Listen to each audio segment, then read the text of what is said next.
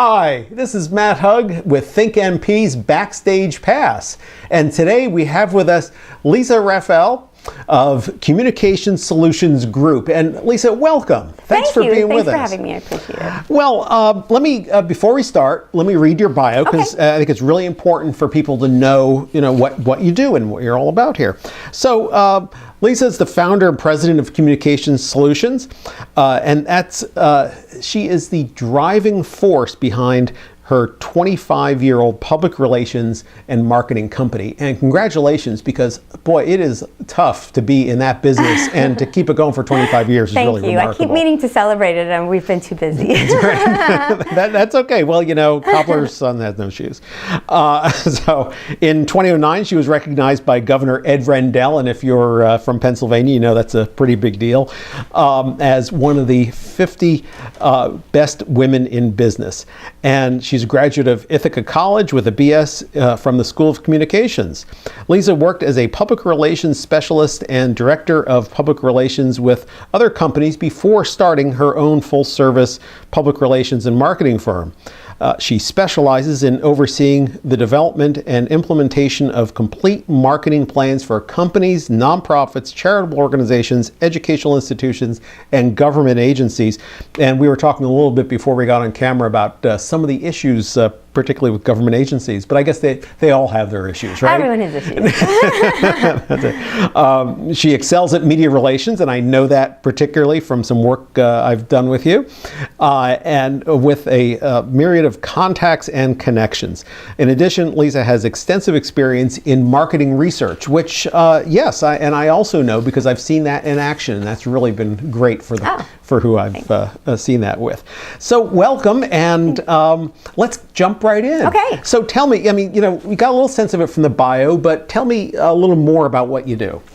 So every day is a different challenge, which makes it very exciting. Sure. But really, we function as the offsite marketing department for our clients, and they have different needs. I mean, in the nonprofit world, they're trying to grow their membership, or they're trying to retain members. They're trying to market their meetings. They're trying to identify alternative revenue sources. They're trying to garner public relations, or maybe they're dealing with a crisis here or there. So we function in that capacity offsite and help them.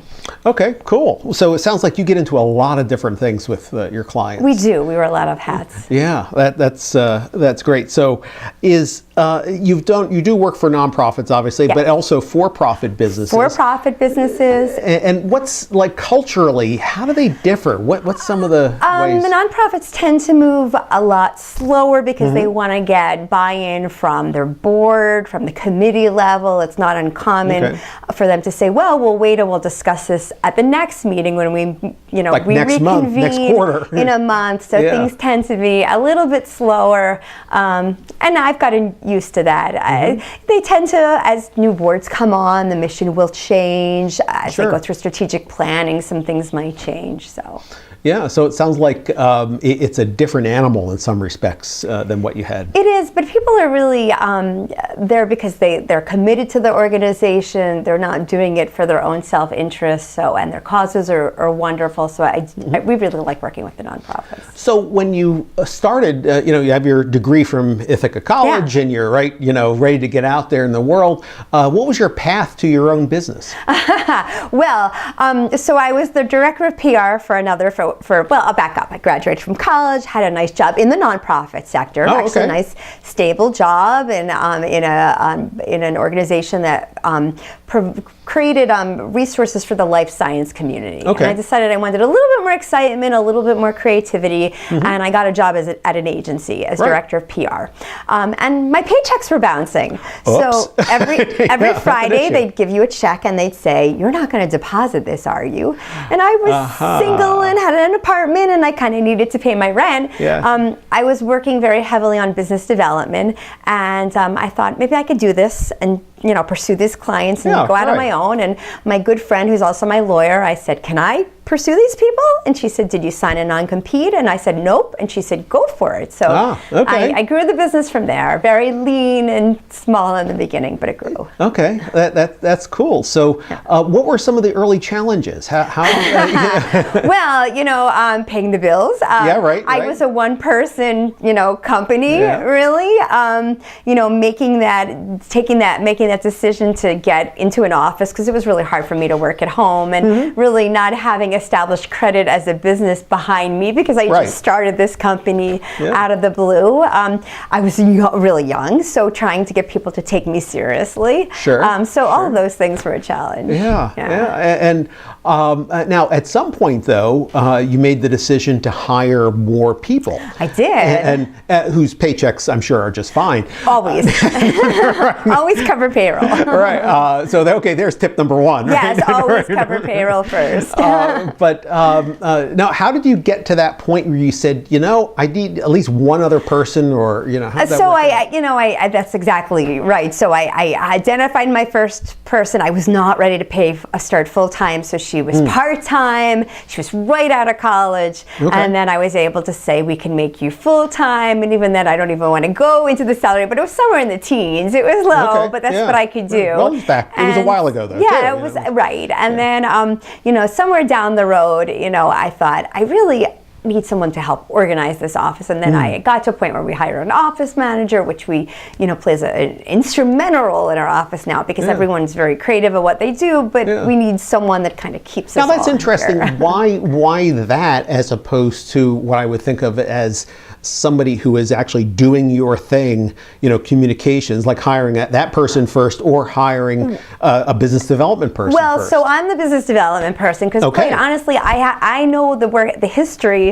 of our company and every type of client that we ever work with. So if someone says something out of left field, like, I don't know, have you ever worked with, organizations that provide, resources for people with disabilities? I know exactly which one. So I'm the business development arm. And I did have a few PR, public relations specialists in place already before I hired a manager for the office. So that wasn't my first But they hire. were kind of like 1099 folks. They were kind of part-time? No, they were employees, but no one was really kind of trafficking. There's a lot of trafficking of projects that go on in our office. Things have to go, like an annual report needs to go, to the printer, to the mail house, to the post office. And it was hard for people to traffic their own stuff when they were also writing press releases, writing copy, handling PR. So our office manager for special projects really handles all that trafficking. So we hand that over to her, and she makes sure that all flows. Okay, that's really good. I can see where that'd be a key position. Oh yeah, yes. Yeah, definitely.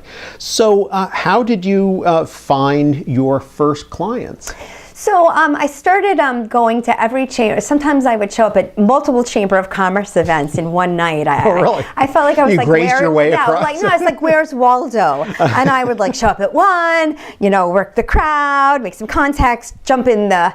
I'm going to say jump in the car, but I have to tell you, in the early days, I took public transportation everywhere because I didn't have a car. I lived in Center City. Sure. And I got everywhere on SEPTA, which at the time of this taping is on strike. Hopefully that will be resolved at the time. So I got everywhere. I showed up with my briefcase, and no one knew that I took the subway and the bus and the high-speed line to get there until I was in a position to have a car. But I would go. I would just bop from place to place. I would work multiple counties in one night and network, and then come back and work my leads. And I always gave a complimentary consult, and I was able to get some clients here and there, and then it grew. Wow. Yeah.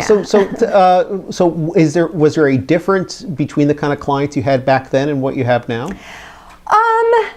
Because they were probably a lot smaller, like a small Montessori school, or a financial consultant. Now we're working with school districts, we're working with hospitals. We're working with much larger organizations. But I still love working with small companies. We're a small business. So, right. So what's your ideal client these days?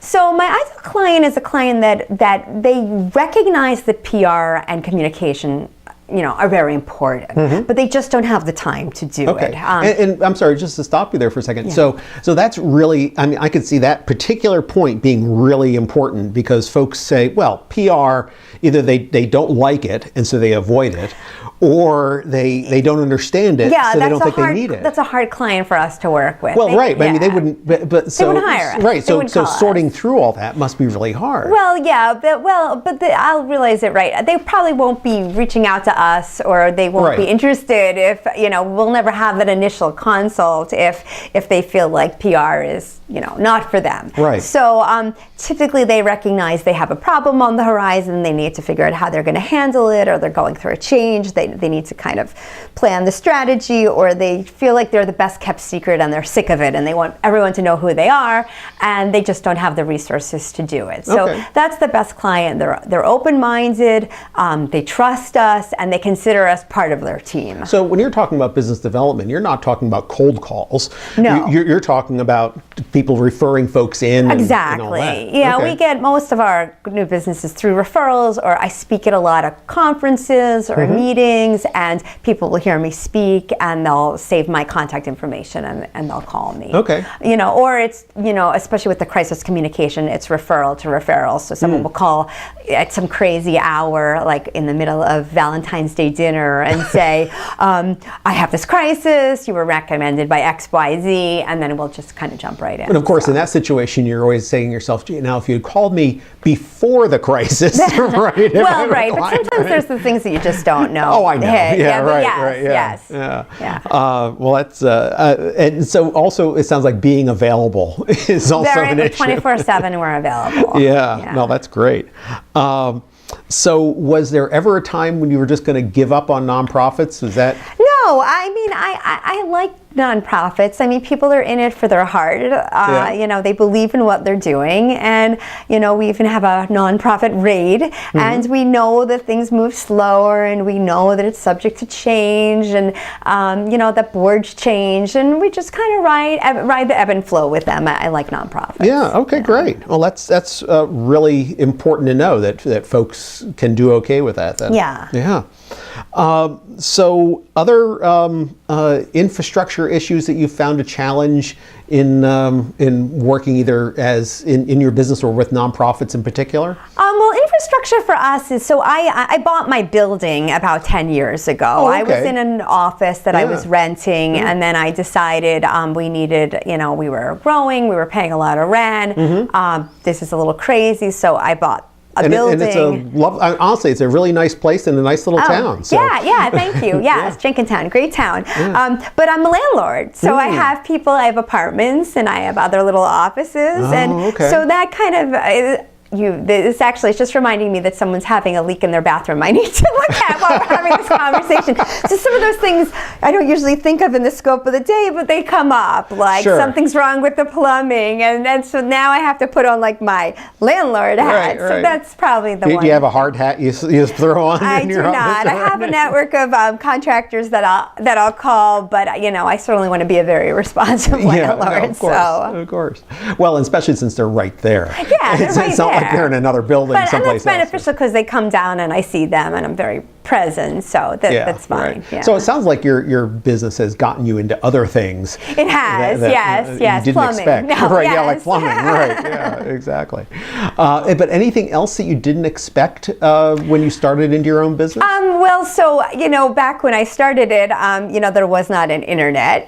We were faxing press releases to people or hand delivering them, and for a while I tried to get by with one little workstation that had online access, and everyone would take turns sitting there and researching their stuff. That was really in the early days, and there was a line. My staff member was like, "Are you still researching?" And then finally, I'm like, "I think there's this thing called a network. I think I need to get us all a network." So that was like a big deal. So I mean, but as ancient as that sounds, so to some of us kind of normal because we experienced it. Yeah. But keeping up with technology sounds like an important part of what you've been doing. Yes, and we use consultants for that. I mean, that's not my thing. I have a really good accountant, really good bookkeeper, an IT person. Those are just not my areas of expertise. Right. But so you also then have kind of a team that's behind. Yes, that is exactly correct. Yeah. That's cool. I could see where folks got to think about that. That having people where you can farm out your work is important. Yeah, you have to look at where are you making your money, and I'm not making my money scratching my head trying to figure out why the server is down. Right. Get somebody else to take care of that. Although you are a bright, intelligent person who could do that if she had to. No, though I really cannot do that. So trying to pitch something to you. Thank you, but no. Someone else will fix the server, and I'll just keep working on the proposals. Fair enough. So, is there anything else that you think people, especially with nonprofit, where we talk a little bit about your about media things, working with folks as a business that might address nonprofits? Are there particular places that PR tips you'd have for them? Yeah, well, okay. So one thing I'll definitely focus on is the importance of how they package their annual meeting or their annual gala, because I think there tends to be a habit of saying, oh, it's our 11th annual gala or our 14th annual conference, and that's not branding your special event. I always figure if you can say it in like an Eeyore voice, then it's probably not the best line to start with. Oh, it's our 11th annual conference. You have to assume, you want to give people a reason that they absolutely want to go this year. Like, I missed it last year, but I absolutely need to go this year because look at this theme, look at this concept, look at this, or I never went before, but this is the year I absolutely need to make sure that I go. So there's a lot of, you really should be branding that and not be boasting that it's the 14th or 15th or 16th time you did it, because then they all just blur together. Well, it's nice to show that it's established, but you don't have to lead with that. Correct, that's right. Right. Yeah. That's right. So and so as a consultant going into that situation, that's a good thing to say, to be able to observe and to take away with. Sure, because I can look at it from the outside and say, okay, I don't see something that would make me want to go to this. What are they really learning at this conference, or what is really going on in terms of the speaker or the theme, so that we can try and develop that with them. Anything else that consultants should look for in their clients like that?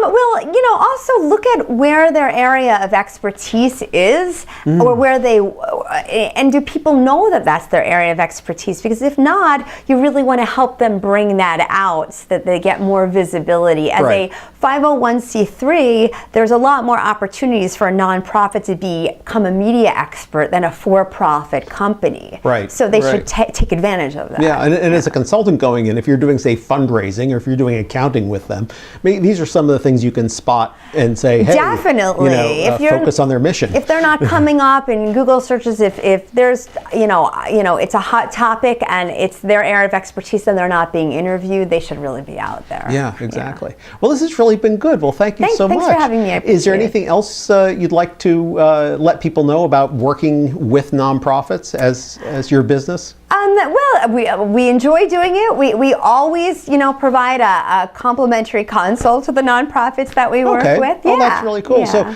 So if somebody were to want to get a hold of you, if they were a consultant that said, hey, one of my clients needs your services, how do they go about doing that? Well, certainly through our website, www.comsolutions.com. That's just with one M, comsolutions.com. They could call me. You want me to give my if you'd like, 215-884-6499. And I imagine you work all over the country. We do, yeah. We have clients all over the country. That's great. Thanks for having me. Oh, thank you so much for being with us. Sure. And this has been Backstage Pass with Think NP. And today we've had Leza Raffel of Communications Solutions. See you next time.